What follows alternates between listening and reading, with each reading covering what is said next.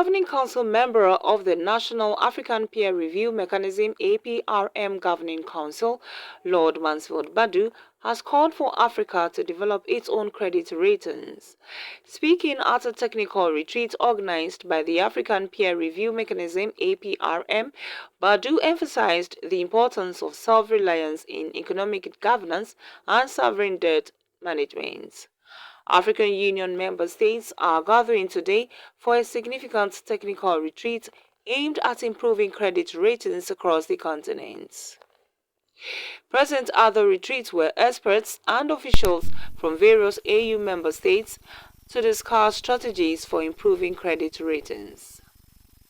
Dr. McBride Inkalamba, Director of Governance and Specialized Reporting, underscored the significance of the event. I mentioned that in the statement that I made. And just to highlight that, you will recall that when the current global financial architecture was being conceived, that is probably in 1946, I think there were just about 44 countries. And many of our countries did not exist geopolitically. I mean, the populations existed, but the countries now we call African states. Yes, I think it's important for us to understand that as a continent we are looking at economic integration. Part of economic integration is that we need to establish critical institutions. We need to establish a monetary fund, we need to establish a central bank, we need to establish an investment bank. And what we'll be speaking about here, which is the Africa Credit Rating Agency, is part of that architecture, of the financial institutions architecture the continent needs in order to have the regional integration we need. And why do we need regional integration?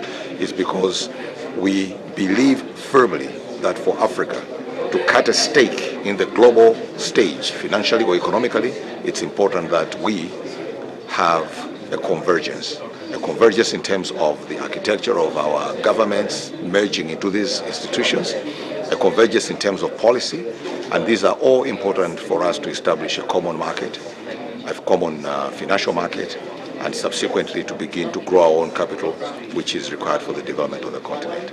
So today, the Aprm was presenting on two aspects. Very active economies, that means investment in human capital, means that we should exploit our natural resources more intelligently and profitably, and so on. So all those are some of the issues that we are raising here. And then, of course, finally, to highlight the fact that there is a shift, there are shifts in the global financial architecture, which was established, I think, in 1946, the Bretton Woods. These institutions, the World Bank, at the time the International Bank for Reconstruction and Development, the International Monetary Fund, at the time they were being established, there were hardly any African countries.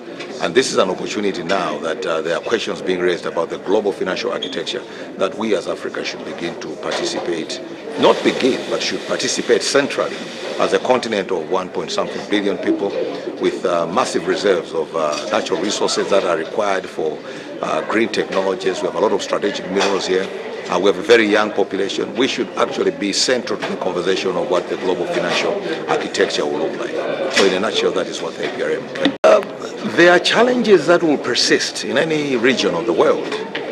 Security challenges are a consequence of geopolitics, contestation between states. We have a state-based international system, and these challenges will emerge again and again. And of course, Africa, which has been subject to, I'm going to call it imperial geopolitics, continues to face challenges that are both exogenously driven from outside, and domestic challenges which have to do with the fact that we have many of the states on the continent that are just 60 years old or less.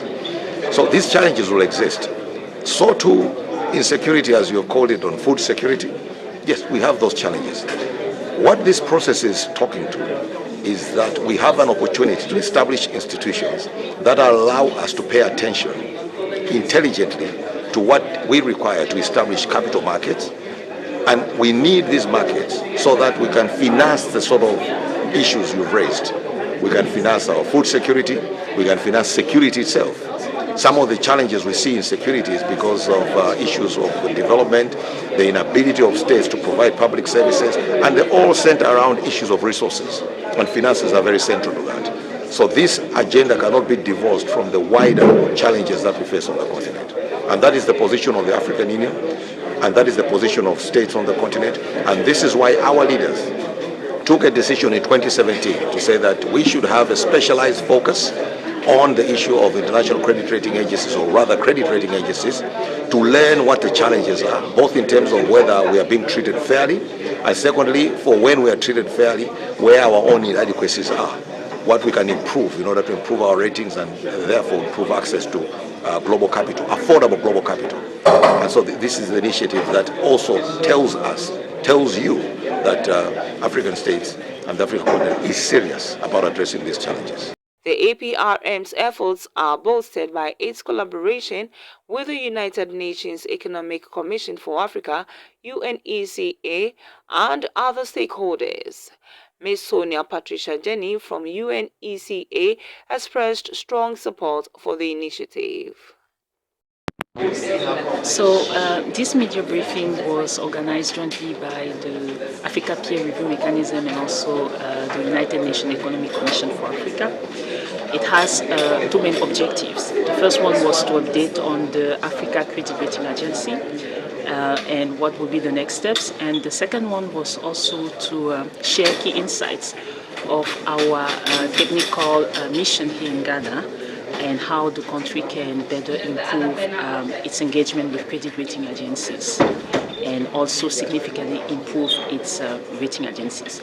So we were very pleased to see the members of the media and of the press attending this event. I think it was honest conversations. We know what are the challenges, but the two institutions are working towards addressing them.